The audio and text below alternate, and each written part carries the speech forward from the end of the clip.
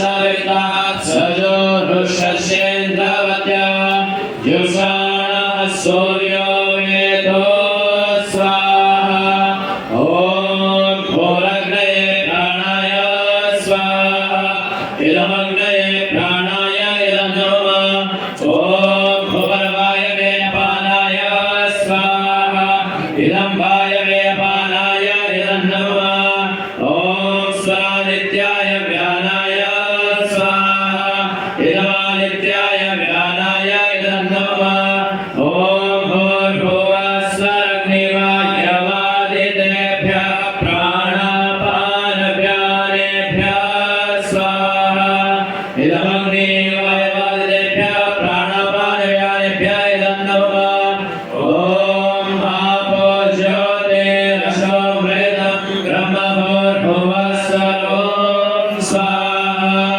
ॐ नमः वेदां देवगणाभ्यदर्शो वासदे तया वामध्यमे दयाग्ने मेधावेनं गुरो स्वाहा ॐ विश्वानि देवस्य विदधुरितानि पराशुभः यद्भद्रं तन्नःशुभः स्वाहा ॐ अग्नेन यशुभधाराये अस्मान् विश्वानि देववयुनानि विद्वान् युयोध्यस्मज्जुहोराणवेनो भूयशान्ते नमोक्तिं विधेम स्वाहा।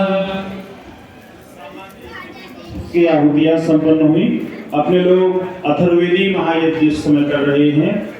अथर्ववेद की कुछ पावन ऋचाओं से आहुतियां प्रदान करेंगे और तदुपरांत हम लोग इस अपने वार्षिक उत्सव की पूर्णाहुति की ओर हम बढ़ेंगे। तो आइएगा आहुतियां प्रदान करें, उससे पूर्व सभी महानुभाव मेरे साथ मिलकर के वेद की महिमा का गान करेंगे। बोलिएगा वेद सब सत्य विद्याओं का पुस्तक है, वेद का पढ़ना पढ़ाना और सुनना सुनाना सब आयु का परम धर्म है। वेदा में परमं चक्षु वेदा में परमं बलम वेदा में परमं धाम वेदा में ब्रह्म च उत्तमम् ओम स्तुता मया वरदा वेदमाता प्रचोदयन्ताम् भावमाने त्रिजानाम् आयुर्भानं भजापशुं कीर्तिन्द्रविणं ब्रह्मवचसा मह्यं दत्त्वा भजत ब्रह्मलोकान् स्वाहा। अपने लोगों ने अथर्ववेद के 11 कांड के 4 सूक्तों के मंत्रों का पाठ कल तक संपन्न कर लिया था। 5वें सूक्त के मंत्रों का पाठ आज हम प्रारंभ कर रहे हैं और मैं निवेदन करता हूँ ये 5वां सूक्त जो अथर्ववेद के 11वें कांड का है, ये ब्रह्मचारी सूक्त कहलाता है।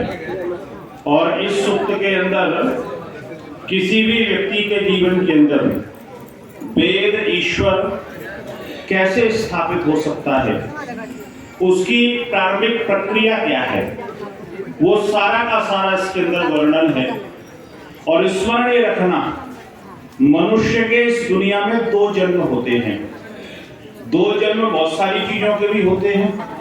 जितने पक्षी हैं इनके भी 2 जन्म माने जाते हैं। एक जन्म जब अंडे के रूप में आते हैं, फिर अंडा जब फूटता है तो दूसरा जन्म। जो हमारे दांत है ना, इनके भी 2 जन्म होते हैं। एक तो पहले दूध वाले आते हैं, फिर वो टूट करके फिर नए आते हैं। ऐसे ही इस दुनिया में वो सौभाग्यशाली मनुष्य होते हैं जिनके 2 जन्म होते हैं। आप कहेंगे 2 जन्म कौन से? का एक तो माँ के गर्भ से जन्म होता है और एक गुरु के गर्भ से जन्म होता है। वेद से पूछा, माँ तो अपने गर्भ में 9 महीने संतान को रखती है, ये गुरु अपने गर्भ में कितने दिन रखता है? तो आगे अभी एक मंत्र आएगा, वो कहता है गुरु अपने शिष्य को 3 रात्रि पर्यंत अपने गर्भ में रखता है। पूछा वो 3 रात्रियां कौन सी हैं? कहा पहली रात्रि है अन्याय की, दूसरी रात्रि है अज्ञान की और तीसरी रात्रि है अभाव की। जब अज्ञान, अन्याय और अभाव इन 3 चीजों का अपने शिष्य के जीवन से गुरु संपूर्णतया नाश कर देता है, उसके जीवन के अंदर अज्ञान की कोई रेखा नहीं रहती है। वो अन्याय किसी के साथ ना तो करता है और कोई किसी के साथ अन्याय कर रहा है तो उसका विरोध अवश्य करता है।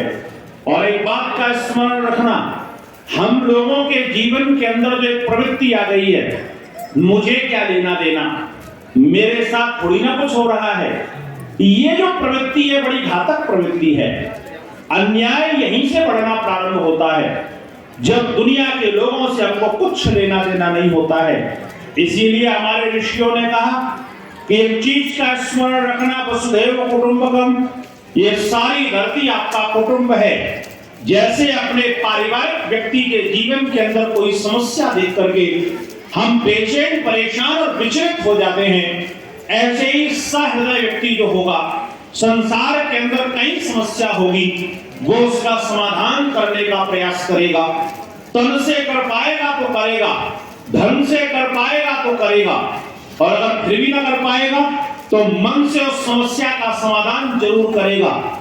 और उसके बस में कुछ नहीं होगा तो अपनी जो उपासना है, उस उपासना में बैठ करके परमेश्वर से उस अन्याय के नाश करने की प्रार्थना वो अवश्य करेगा। ये स्मरण अपने जीवन के अंदर रखना, कहीं पर कुछ भी गलत हो रहा हो, वहां आप उसको रोक ना पाए कोई बात नहीं, लेकिन अपना विरोध दर्ज जरूर करवा देना और ये कह देना कि इस चीज को मैं गलत मानता हूं।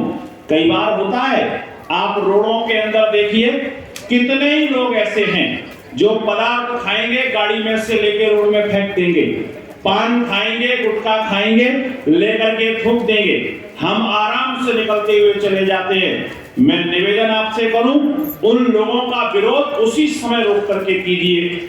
ऐसा नहीं है लोग नहीं समझते हैं, बहुत सारे लोग समझ भी जाते हैं। मैं भोपाल के अंदर ऑटो पकड़ने के लिए गया, जैसे ही ऑटो में बैठा तो ऑटो चलाने वाले ने तुरंत सिगरेट निकाली और जैसे ही निकाली मैंने, भैया एक काम कर, या तो इसको बाद में पी लेना या मैं दूसरा ऑटो पकड़ लेता हूं। तो उसने तुरंत अंदर रखी और कहा नहीं आप बैठिए बैठिए। रास्ते में मैंने उससे पूछा, मैंने एक बात बताओ, एक दिन में कितने रुपए की पी लेते हो? तो मुस्कुराते हुए कहता है कि साहब 80 से 100 रुपए का खर्चा है एक दिन का।